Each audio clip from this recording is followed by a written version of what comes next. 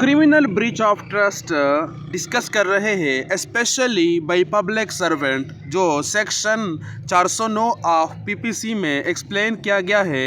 हमारे सामने जो केस लाए उसकी जो रेफरेंस है 2010 PCRLJ पेज जो है 997 लाहौर हाई कोर्ट की जजमेंट है। इसमें जो पिटिशनर है जिसके खिलाफ FIR दर्ज किया गया है वो रिटायर्ड ब्रिगेडियर साहब है और रिटायरमेंट के बाद अमूमन जो आर्मी ऑफिशियल्स होते हैं वो सरकारी ओहदे सिविल ओहदे पर फायज हो जाते हैं। उसके खिलाफ अब FIR दर्ज की गई है किसकी तरफ से? डायरेक्टर जनरल एंटी करप्शन यानी एंटी करप्शन के इदारे ने उसके खिलाफ FIR दर्ज किया है। डिस्कस करते हैं। Para a constitution of Pakistan 1973 article 199 penal code act जो है 1860 उसके section 109 420 468 471 and 409 prevention of corruption act 1947 section 5 Punjab undesirable cooperative societies dissolution act 1993 section 9 and 8 ये दो सेक्शन भी हम इस एक्ट के डिस्कस करेंगे। अब जो सेक्शन पीपीसी के दिए गए हैं उसकी रिस्पेक्टिवली एक्सप्लेनेशन की गई है। Abetment section 109, cheating section 420, forgery section 468, using as a genuine a forged document section 471 और क्रिमिनल ब्रीच ऑफ ट्रस्ट जो है 409 और criminal misconduct by public servant is section 5 of prevention of corruption act. इसके बाद constitutional petition दायर किया गया है for quashing of FIRs article 199 के तहत। Accused while acting as a chairman, accused जो था वो क्या था? चेयरमैन था। Punjab cooperative board for liquidation had issued NOC with regard to certain lands which was allowed by the verification committee consisting of 11 member। NOC जारी की गई है चेयरमैन की तरफ से, उसकी वेरिफिकेशन अलाउड कर दिया है 11 मेंबर जो है कमेटी के कि इसकी वेरिफिकेशन किया जाए। Said action had been reviewed by the respondent chairman which resulted in cancellation of mutation, retrial of the property and registration of the imputed FIRs against the accused persons। यह हो गया कि फिर ये एक्शन लिया गया, रिव्यू हो गई रिस्पॉन्डेंट की तरफ से, उसके रिज़ल्ट में कैंसलेशन हो गया म्यूटेशन का और प्रॉपर्टी को बहाल कर दिया अपने स्टेटस पर और उसके बाद ये FIRs की रजिस्ट्रेशन हो गई जिसको चैलेंज किया गया है एक्यूज्ड पर्सन की तरफ से। Accused after having been denotified from their places of postings had granted the NOC in question। Accused जो है वो चेयरमैन साहब जो है उन्होंने NOC जारी की है जब वो डिनोटिफाई हो गया था अपने प्लेस और पोस्टिंग से। In favor of the applicants on the very same day, very मतलब identical same day when such application was filed, despite the fact that they were very well aware that they have been denotified। उसको मालूम था कि मैं denotify हो चुका हूँ, उसके बावजूद उन्होंने NOC जारी कर दी। Said action taken in such hesitate by itself spoke volumes about the intentions of the accused। तो इस तरह जो एक्शन है उससे मालूम होता है कि accused के इंटेंशन क्या थे। Admittedly, firstly, NOC could not be issued without the permission of the registrar, and secondly, deposit of liquidation charges was also essential for issuance of a valid NOC, which requirements had been oversighted by the accused। Accused जो chairman साहब है जो requirements चाहिए थे NOC जारी करने के लिए वो पूरे नहीं किए हैं। पहली ये कि रजिस्ट्रार की परमिशन ज़रूरी है जब NOC जारी होती है, वो परमिशन भी नहीं लिया गया है या वो परमिशन ग्रांट नहीं हुआ है। और दूसरा ये कि डिपोजिशन ऑफ चार्जेस यानी फ़ी जमा किया जाता है जो बहुत एसेंशियल है NOC जारी करने के लिए और तब ही NOC वैलिड होती है, वो भी फ़ीस चार्जेस जमा नहीं हुए हैं और इन रिक्वायरमेंट्स को नज़रअंदाज किया गया है एक्यूज़ की तरफ से। इंडेमनिटी अंडर सेक्शन 9, असल में इंडेमनिटी में इम्यूनिटी एक्सप्लेन की गई होती है। Section 9 of the Punjab cooperative societies dissolution act 1993 could only be sought by the accused if they had acted in good faith with due care and intention। के immunity में बंदा तब ही आ सकता है जो सेक्शन 9 में एक्सप्लेन की गई है कि जब उन्होंने काम किया हो गुड फेथ में। और गुड फेथ क्या होता है? With due care and intention, यानी इंटेंशन और केयर के साथ एक काम सर अंजाम दिया हो। यहाँ पर तो सारे ही कोताहियाँ है और जो रिक्वायरमेंट्स उसको भी नज़रअंदाज किए गए हैं, वो पूरे नहीं हुए और सिर्फ एनओसी जारी की है। और उसको पता है कि मैं डिनोटिफाई हूँ, फिर भी एनओसी जारी कर दिए है, उसको इल्म भी है इसके बावजूद। तो इससे सबसे मालूम होता है कि यहाँ पर खुर्द बुर्द या कुछ मामला ख़राब हुआ है, यानी जुर्म हुआ है। मज़ीद बताया जा रहा है, basic requirements for the issuance of NOC having not been attended to by the accused, indemnity under aforesaid section 9 could not be stretched to their benefit। जो रिक्वायरमेंट्स है NOC जारी करने के लिए उसको अटेंड नहीं किया गया है, उसको अमल में नहीं लाया गया है, तो जो इंडेमनिटी इम्यूनिटी है जो सेक्शन 9 में दी गई है उसको स्ट्रेच खींचा नहीं जा सकता है एक्यूज्ड के बेनिफिट के लिए। Rather the action taken by the respondent chairman by initiating proceeding and getting the FIRs registered against the accused was very well protected by the said indemnity clause, as apparently not malice or malified was attributable to the action taken by respondent।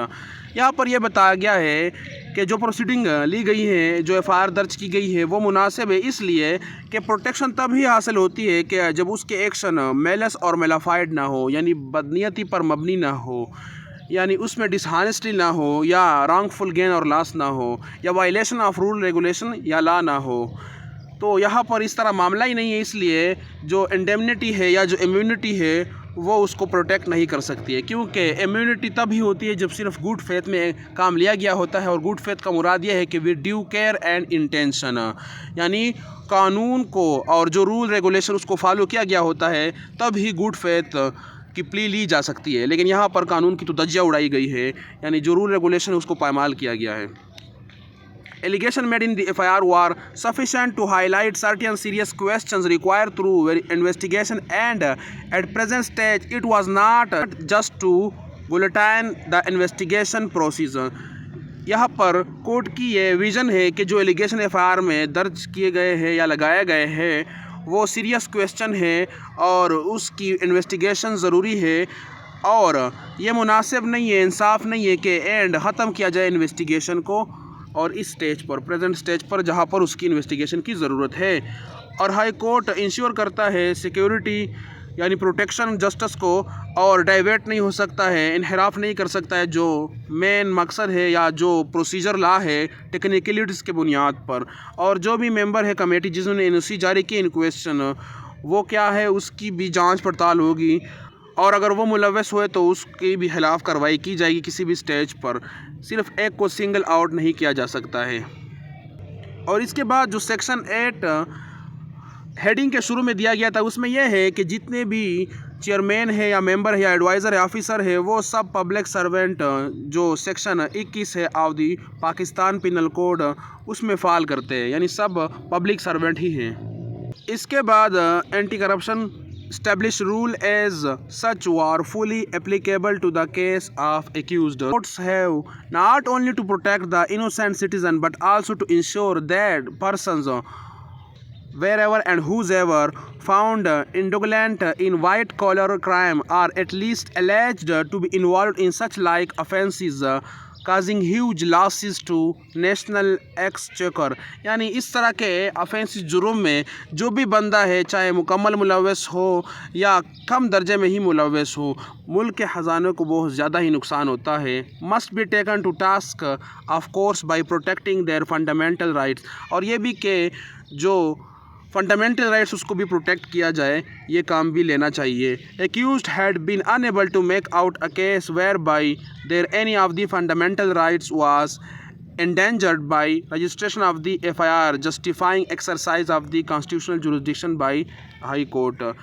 Accused जो है वो explain नहीं कर चुका है कि मेरे fundamental rights उसकी वायलेशन हुई है, लिहाजा इसलिए मैंने जो कॉन्स्टिट्यूशनल जुरिस्डिक्शन इन्वोक किया है और जो FIR दर्ज किए गए हैं वो मुनासिब नहीं है। इसके बाद हाई कोर्ट कहती है कि रीड जुरिस्डिक्शन में फैक्चुअल कंट्रोवर्सी रिजॉल्व नहीं होती है, उसकी डिसीजन नहीं होती है और ना एविडेंस रिकॉर्ड किया जाता है। ये प्रिंसिपल हम कई प्रेसिडेंट केस में डिस्कस कर चुके हैं और एट लास्ट वो ये कहता है कि जो प्रे मांगी गई है कि क्वेश्चन ऑफ एफआईआर किया जाए वो मुनासिब नहीं है या वो रिलीफ नहीं दिया जा सकता है और इस बुनियाद पर उसकी कॉन्स्टिट्यूशन पिटीशन को डिसमिस किया गया है। तो इससे हमें ये पता चला कि यहाँ पर जो ऑफेंस एलेज किए गए हैं, स्पेशली जो 409 है क्रिमिनल ब्रीच ऑफ ट्रस्ट, और उसकी जो ग्राउंड है वो एनओसी पर है और एनओसी में यह होता है कि डिस्पोजल ऑफ प्रॉपर्टी होती है और यहाँ पर डिसऑनेस्टली डिस्पोज की गई है प्रॉपर्टी को, क्योंकि उसमें सेक्शन 405 में ये लिखा गया है कि disposal of property in violation of rule regulation is criminal breach of trust. यहाँ पर जो रूल रेगुलेशन बताए गए हैं और जो रिक्वायरमेंट्स एनओसी जारी करने के लिए ज़रूरी थे उसको अडॉप्ट नहीं किया गया है, उस पर अमल नहीं किया गया है, उसकी वायलेशन की गई है, तो ये भी एक क्रिमिनल ब्रीच ऑफ ट्रस्ट है। और रूल रेगुलेशन की वायलेशन में एनओसी जारी करके प्रॉपर्टी डिस्पोज की गई है तो यहाँ पर क्रिमिनल ब्रीच ऑफ ट्रस्ट हुआ है और ये पब्लिक सर्वेंट है, क्योंकि सेक्शन 8 में जो एक्ट है सोसाइटी कोऑपरेटिव उसमें बताया गया है कि ये जितने भी ऑफिसर हैं वो पब्लिक सर्वेंट की सेक्शन 21 पीपीसी में फाल करते हैं, लिहाजा उसके ख़िलाफ़ 409 जो है criminal breach of trust by public servant वो लागू होती है और वैलिड है, मेंटेनेबल है। अब इस जजमेंट में जो बताया गया है कि जो एनओसी जारी की गई है रिटायर ब्रिगेडियर साहब ने, जो एक्टिंग चेयरमैन थे of Punjab cooperative board for liquidation, उसमें जो प्रॉपर्टी एक उसकी मेजरिंग जो है 196 कनाल एंड 6 मारला है जो सिचुएटेड है इस मौजा एरिया में और एनओसी जारी की गई है। फिर उसके बाद उसके ख़िलाफ़ एफआईआर दर्ज किया गया है फ्रॉड, मिसरिप्रेजेंटेशन, फोर्जरी और क्रिमिनल ब्रीच ऑफ ट्रस्ट के बुनियाद पर। और इन सब पैराज में यही बताया गया कि जो एनओसी जारी की गई वो इलीगल है और रिज़ल्ट ऑफ मिसरिप्रेजेंटेशन, फ्रॉड है, फोर्जरी है और वायलेशन ऑफ रूल रेगुलेशन है, तो उसके ख़िलाफ़ ये केस बनता है। और हमारा जो मेन ही मकसद था वो सेक्शन 409 को डिस्कस करना था और उसमें मेन जो एक फ्रेज़ बताई गई है कि disposal of property in violation of rule regulation is criminal breach of trust, लेकिन एक लफ्ज़ और भी है डिसऑनेस्टली, किसी को रॉन्गफुल लॉस हो या उसको रॉन्गफुल गेन हो। तो यहाँ पर वायलेशन ऑफ रूल रेगुलेशन में एनओसी जारी की गई है और दो जो रिक्वायरमेंट्स थे वो पूरे नहीं किए गए थे, तो यहाँ पर वायलेशन हो गई और क्रिमिनल ब्रीच ऑफ ट्रस्ट हुआ है by public servant, by chairman साहब जो रिटायर ब्रिगेडियर साहब है। तो लिहाजा ये एफआईआर जो है ये वैलिड है, उसमें जो ग्राउंड्स है वो सही है, इस पर क्या होनी चाहिए, ट्रायल होनी चाहिए, मेंटेनेबल है, इसको क्वेश्चन नहीं किया जा सकता है। और फ्रॉड और फोर्जरी भी हुई है वो उसकी एक्सप्लेनेशन तो नहीं दी गई है, लेकिन सेक्शन 409 जो है क्रिमिनल ब्रीच ऑफ ट्रस्ट उसको हम डिस्कस कर चुके हैं और वो एक्सप्लेन हुआ है।